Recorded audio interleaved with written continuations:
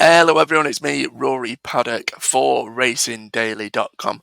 It is Saturday morning, it's just gone at 9:10, and it's myself and John, as it has been the last few days.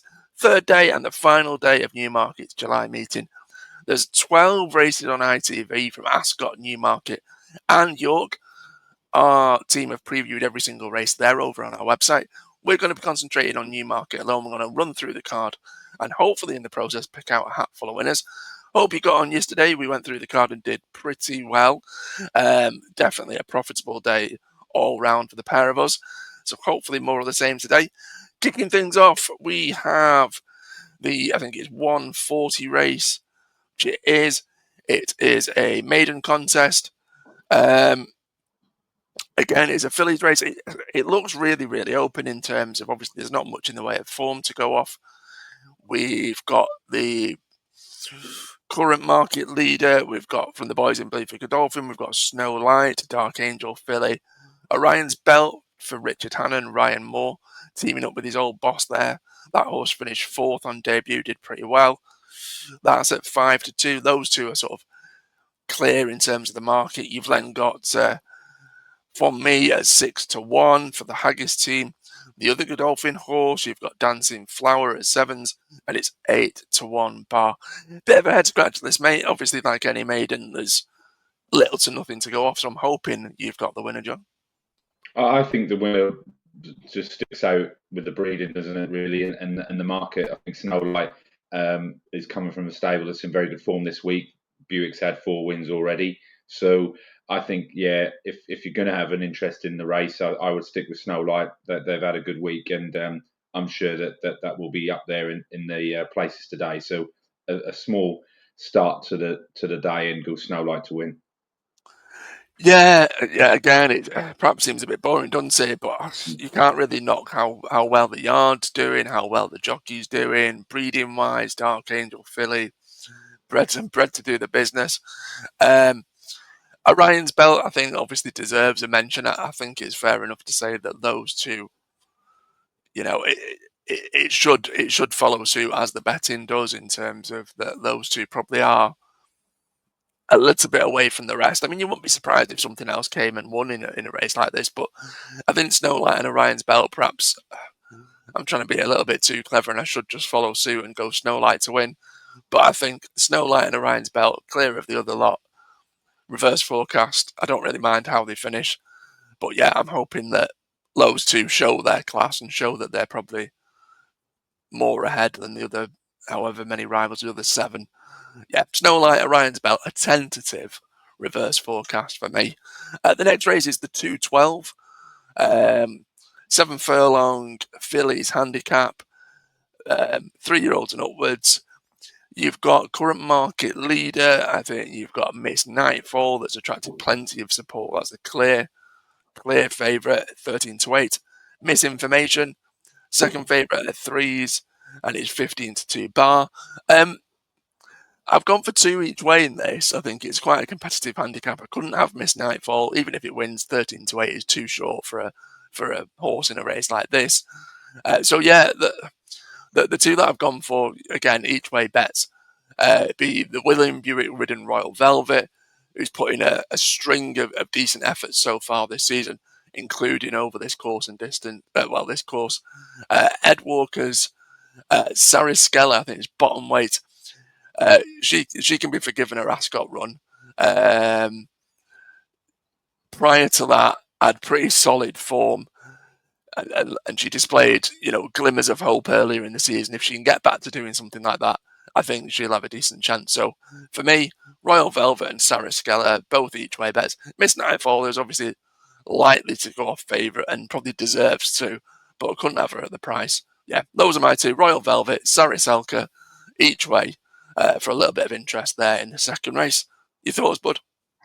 Yeah, I picked out Royal Velvet, the course and distance win. Buick riding for William Knight. I think that's a good each way bet. I think that's one for me. Miss Nightfall came 6th in the Sandringham, came 4th out of a group of 21 on one side of the track, and I think it should run a big race today. So I will back the favourite to win, but I have an each way on Royal Velvet. Yeah, exactly. It's one of those like Miss Night. You wouldn't begrudge it winning. It does have probably the better form in the book in terms of everything. It's just perhaps the price has put me off. You know, if it was around 3-1, I think it might be a get the checkbook out and have a really good punt on it. So yeah, couldn't put anyone off the favourite either. 250. We've got another 7 furlong handicap. Obviously, it's one of the big handicaps of the day. It's the Bunbury Cup, steeped in prestige. Again, I'm going to sound slightly contradictory here because I've gone for more Thunder because of obviously what they did at Ascot. Perhaps a lot of people are a bit disheartened at the fact that they didn't win. It went very close indeed. Um, 11-10 is very short though. You're not going to be breaking the bank. You're not going to be getting a massive return if that wins. But unfortunately, the race just doesn't look as competitive as you've probably seen previous Bunbury Cups. I think Mayal and £10 look each way alternatives to have a squeak if you were looking for an each way bet. It's just hard not to side with more Thunder. Like I said, slightly misfortunate not to win at Ascot, shall we say. Price perhaps a bit too short, but I can't see an alternative, so more Thunder looks the obvious choice in the winner. Again, I don't think I'd be as confident about it in terms of what the market or the price might suggest. It will absolutely hack up at 11-10. But again, I just don't see another alternative. Is there another angle in this, mate? I think the other horse that could be close to it has the same second word, and that's Arcadian Thunder. That came second at Royal Ascot in a different race. So for me, the two Thunders in the race, Arcadian and Moore, they're the two horses to be on in the race. So I agree with you. I think More Thunder should have won at Ascot. I think that there was a little bit of a delay in the running with the jockey, and he held the horse back just slightly too much, and then the horse had too much to do at the end.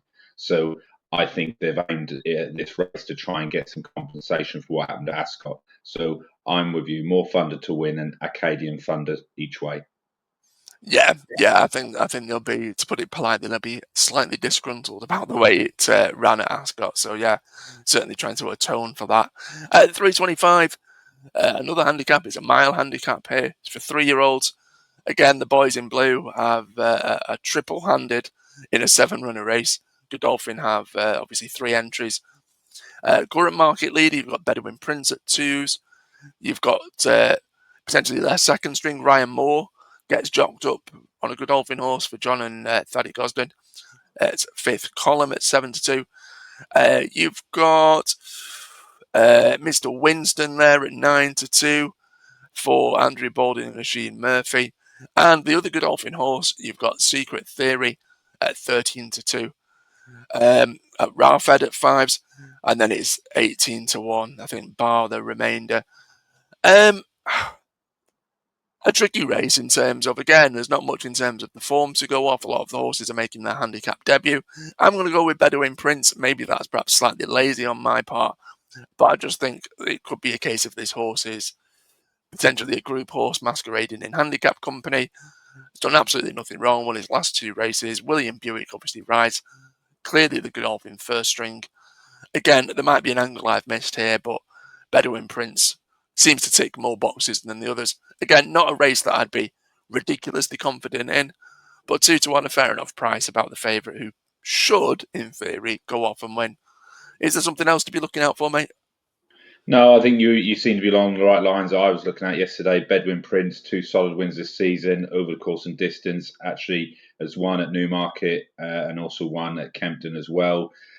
There's nothing to suggest, that there's others that could maybe come against it. Secret Theory is an interesting horse. That's the second string for Appleby, and James Doyle is riding it. And you do sometimes find in some of these races with Godolphin that if they've got 2 or 3 runners, it's not the prominent horse that comes out in the end the best. So Bedouin Prince to win, but Secret Theory is an each way bet because it is quite possible that could have improved at home. So they're the 2 for me. Yeah, we're going to go to the 4 o'clock, mate. Short priced odds on favourite. It's around 4-7 at the minute. Italy represents obviously the Ballydoyle team. Ryan Moore, Aidan O'Brien won its first race, unbeaten. Oh, it's a real tough one for me because you look at the other horses in the race. You've got Saba Desert again, a Charlie Appleby horse, unbeaten, won its only start. That yard obviously in flying form. You've got the other Appleby horse, second string, Wild Desert, first and second in its 2 starts. Frustratingly, there's only the 7 runners, so it makes it really difficult to look for an each way alternative. I'm going to give this really difficult task to you, mate. Where are we going? Italy is a very, very good horse. Look at the breeding. Wootton Bassett and Galileo, they are very serious about this horse. This horse is already being talked about as a Derby horse for next year. So that they've already spoken that they expect a lot from this horse. I would imagine that if this horse wins well, they'll take the same route with this horse as they did with City of Troy. City of Troy won this race, then went on and did the Guineas, didn't perform well in the Guineas, and as we know, went on to win the Derby and the was it the Juddmonte as well. So I think this is a very, very good horse. I know we've seen this week there was a bit of we were disappointed in Brussels. We saw yesterday there was a good horse in Constitution River, but Italy is their best horse they've put in at this meeting, and they expect a lot from this horse. So I'm I'm well, I'm 110% sure that this is going to be the horse of the week for O'Brien. So Italy to win. I haven't looked at any of the others. It's one of those, isn't it? That it's the talking horse. It's the yard have been not quietly confident, but pretty openly confident about this being their potential big guns for the classics next season as well. Yeah, it should go off and win. It should go off and win. It's 4-7. I couldn't put anyone off it. I think potentially I've tried, and this might be really futile and stupid. Sometimes you see a horse that's a short price favourite. It's a very classy horse. It's got a lot of potential. He's being talked up by a big powerhouse yard. It's probably the obvious choice. Why look elsewhere? Why try and be clever about a race that you've got a horse here? However, I perhaps to my own stupidity, I've tried to do something a little bit different. I did the same with Amalca. I ended up tipping Amalca to finish in the top 4. I've done the same here with Venetian Lace to finish in the top 3. Currently priced at around 6-4 for it to do that. Perhaps that's a little bit too short, but I've tried to find a different angle, and again, it could be absolutely futile. But 4th at Royal Ascot, I think that's potentially some of the best form that we've got in here. The only downside, I think, is Charlie Johnston horses aren't necessarily firing at the moment. But Venetian Lace, just as an alternative bet to finish in the top 3. Frustratingly, there's not the 8 runners, or else I'd be happy to back it each way at 18-1. I think that'd be a more generous, but certainly a more generous price. But yeah, Paddy Power paying around 6-4, the horse to finish in the top 3, just as an alternative option to the favourite. But I think the favourite should absolutely hack up. I'm with you. I don't think there's another horse that'll win aside from Italy. Penultimate race, we've got the 4:35. It's the big race of the day. Obviously, the boys in blue Godolphin have another strong claim here. Current favourite, you've got Notable Speech at 11-4. Whistle Jacket has attracted a bit of support, 13-2. Flora of Bermuda was a bit of a talking horse at 7-1. Symbol of Honour is sort of the Godolphin second string at 8. Another Ballydoyle horse, Believing at 17-2. Ines Sherrin, that disappointed at Royal Ascot. Many people's idea of a Royal Ascot banker, and it's 18-1 bar. I know we obviously discussed this race yesterday off camera, and we've sort of come to the same conclusion, really. So, but I won't take the credit. I'll let you kick things off here in the July Cup, mate. Well, yeah, we discussed it yesterday, and it was a race that I'd looked at anti-post as well. And when Notable Speech came in, if anything, it's made it more, and I'm not saying entertaining, but it's adjusted the prices that you can even have, bigger prices on the horse that you fancied before. Now, the whistle jacket angle, we know it's a difficult horse. I don't think Moore really wants to ride it if he was to be asked truthfully, but he has to because he's retained by O'Brien. So that's the horse he's got to ride. And they've spoken a lot about Flora Bermuda. That was spoken about again yesterday. That they believe obviously it should do well after the Raw meeting. But for me, Symbol of Honor is a good horse. It's a solid performer. It's had very good form in the last 12 months. And Asheen Murphy is getting that ride from Appleby. Asheen Murphy hasn't had a winner since his conviction in court last week. So for me, that could be the story. And Symbol of Honor has got good, solid form over the course and distance. Spy Chief, which I backed each way at Ascot in the Jersey Stakes at a massive price. That's been put in and supplemented for 36 grand. So I think that could run a race again. I don't think the ground will be a problem because it won very well over very solid ground at Yarmouth, and the ground was pretty quick as well at Ascot with the weather. So for me, the two horses, both each way, a Symbol of Honour and Spy Chief in the July Cup. Yeah, and I'm going to follow suit, mate. After we had a chat yesterday, Symbol of Honour was perhaps my banker or my best bet of Royal Ascot. I was absolutely gutted when it didn't take up its entry in one of the handicaps. Again, it's a Group Two horse, Group Two winning horse.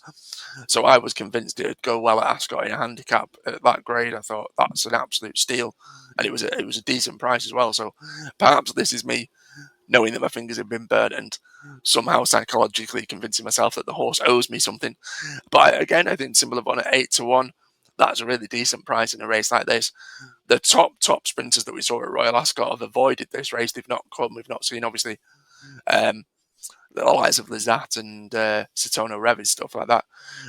Notable speeds I just couldn't have. I don't think it's a sprinter. I think they're sort of mucking about with this horse, hoping to try and find something. Whistlejack is really hard to place, despite the fact it's a course and distance winner. I think it'll find one or two too good. Flora of Bermuda, I'd probably say the same. It's not the most convincing. It's not won for a good while. It's all right. It's put in some decent races, but whether or not it wants to win. But I'm with you as well, Spy Chief. I think his second at Royal Ascot is perhaps some of the best, most recent form there. It did far better than expected. I think the fact that it's lightly raced compared to a lot of these, it's perhaps got a bit more room for progress. And I think that's a massive price at 20s. So I'm hoping it's great minds think alike rather than me cursing your selections, but I'm exactly the same. Symbol of Honour, Spy Chief, Godolphin, second and third string to go well and perhaps outperform the current favourite. Yeah, that's my team for the July Cup as well, mate. Final race, 5:10. We've got a 1 mile 4 handicap, Class 3 race. I'll let you end proceedings with this, mate. A bit of an open, slightly odd race. Again, frustratingly, another race that only has 7 runners. So trying to find an each way bet isn't the easiest. Nothing I'm overly strong with, so I'll let you hopefully find the winner of the last. Yeah, course and distance winner, Safi Osborne, riding for Charlie Johnson, Atlantic Sunset to win. That's my one for the last race. I think it'll go well again at the course. Ran well last time, so yeah, that's the one for me. Yeah, again, I'm not overly strong with anything. I've gone with what happens in Vegas. I think it's 8th last time out is perhaps a little bit misleading because I think it was something like a 16 or 17 runner handicap. So 8th looks relatively fair. Prior to that, finished third in 2 of its starts. Isn't the most prolific. I think that's my only concern. But William Buick's booked for the ride. Ian Williams obviously had a winner yesterday. Hopefully the yard are in form again. Compared to what we've seen in the other earlier races, the other 6 races on the card, it's not exactly the biggest, most high-profile race. So it's nothing that I could get massively into. But yeah, what happens in Vegas? Small bet on the nose. Hopefully the pair of us end up with first and second. We stick the forecast on and happy days. But I mean, yeah, I couldn't have the favourite Claymore 15-4. No, I think he's got too much weight to carry. So yeah, tentative selection. What happens in Vegas to hopefully end Saturday and end the meeting on a bit of a high. Those are our selections, obviously, for all of Saturday's card. There are 12 races on ITV, with races from Ascot and York. Make sure you head on over to our website, racing-daily.com. Follow us on socials at racingdaily_com. Any likes, comments, and shares. Hopefully, the pair of us can end up with a hatful of winners this Saturday afternoon, and I hope you do too. Thanks for watching, and make sure you stay tuned for the next episode of On the Nod.